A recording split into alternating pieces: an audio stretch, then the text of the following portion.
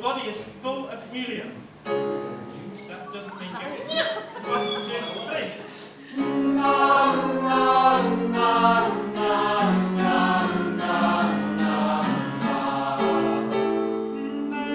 On the hair sound. 2, 3, go.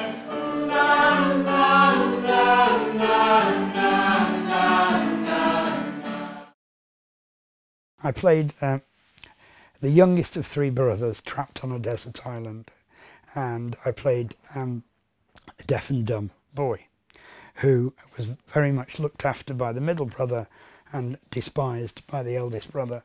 This wasn't just about homosexuality, it was also about incest, but not even incest between a male and a female, but incest between brothers.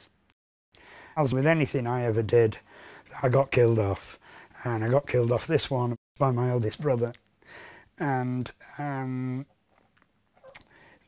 virtually a mixture of strangled and beaten to death. Don't you ever bring me no bad news. No, we always forget that bit, so we're going to join in with that bit. So the chorus is, I'll be Lulu for the moment. No bad news. No bad news. No bad news. No bad news. Don't you ever bring me no bad news. They're out. They're in. Try the window. I've been spending some time in India, and on my return I came to the North End Inn, and there'd been a meeting about, you know, the next panto, which was to be The Lady Who Lived in the Shoe. And they were a few cast members short, and being very happy to be back amongst friends after some time in India. I'd had a few too many, maybe one too many, and decided I could solve their problem for them. So I did The Old Lady Who Lived in the Shoe, and I thought, never again. And before I knew it, I was involved in the next panto. I'll make sure you and your wretched family are out of this cottage, and I'll have your name dragged through the mud, or my name's not just for grass.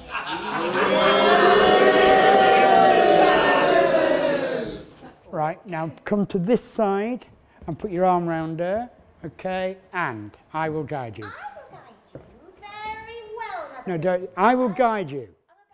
Stop. Jill Goose. She's Mother Goose's daughter, so we have her opening, doing a song and dance with the villagers and wanting to go and find a surprise for her. Then she becomes quite concerned that her and her family are going to be evicted from the cottage because they don't have any money. But then she meets Colin and falls in love, and she spends the rest of the time being utterly spellbound by Colin and his book of magic spells and his powers to rescue her. She gets scared in the witch's castle, but she's still got Colin's love to look after her. And then at the end, everything's happy because they get married. Panto principal girls are really just there to look pretty and set up the comedy jokes. Your request for help is heard, O mortal, and fairy magic this day will be yours. But I don't want it for myself. I want it for Mother Goose. I used to go every year when I lived at home. And when I was really little, there was a massive one every year in January near where we used to live. And I was always jealous of the people that were in it, because there were all these, what I thought were pretty young women in it. And I thought, oh, I could be that. And then I thought, well, no, you couldn't. And then I never got to try. Come forward now. No bad news. So that you do it to them. Bad news. Don't nobody give me no bad news. I thought it would be, you know, a couple of nights a week and then, you know, maybe a couple of weekends when it got nearer. But it's been months and months and months of twice a week and then every single night, and it was just too much. I could have had half the amount of rehearsals, I think, and done just as well or badly as I did, so it was a bit overkill for me. It just got too much and it all got taken a bit too seriously, I think. I wouldn't do it again. No. There's two different people who sort of really enjoy it and sort of just get up there and can do it straight away, and there's some people who take a bit of persuading. I was sort of kind of the person that was a bit persuading, but now I'm glad that I was persuaded to do it. Why are you doing this to me? Why are you being so nice?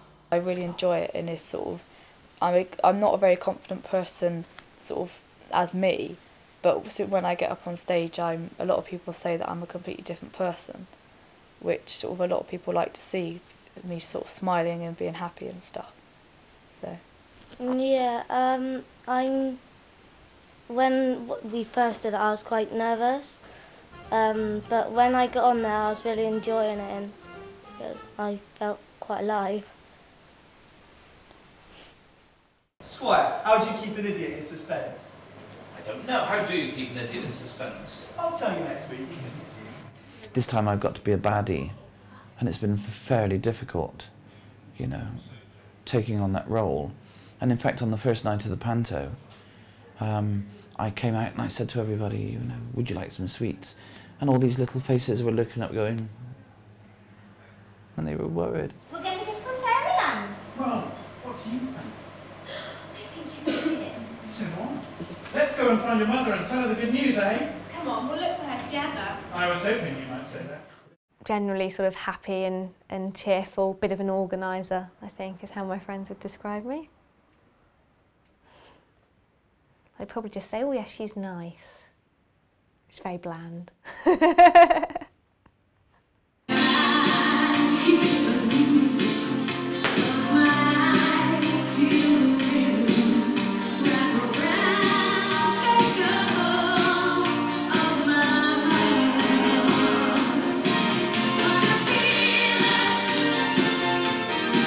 I remember always wanting to be the centre of attention and always being the child who was, I was an only child, so I always was the centre of attention, but always being singing and dancing and running around. But I don't ever remember being hungry enough to want to be the star and want to be on TV or anything. Although I do, when I go and watch productions of things, if it's really good, part of me does think, oh, I wish I'd done that, or I could do that. But I never really had a huge passion and drive to do it when I was younger. I just enjoyed it, and now I just think, I could have done that.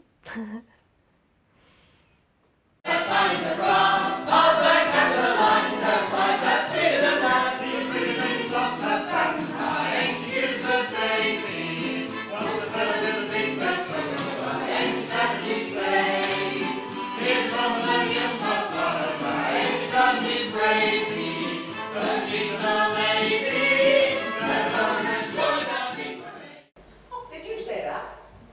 I did. You must be a ventriloquist. I'm invisible, Mother Goose. The props were all organised by someone else. I contributed a couple of the easier props once I saw the list floating around of props. I made the Staff of Truth and the Staff of Evil, which weren't very difficult. They were broom handles sprayed gold or black. You will die by the powers of cannibals! The what? The powers of cannibals! One more time? Not staff. That was another thing that struck me this year, was the classic good versus evil story, which impressed me more in Mother Goose than I think any of the other pantos I've been involved in. It's the classic good versus evil, you know, grab all, lose all. So I think there are values that come through there which certainly make it enjoyable.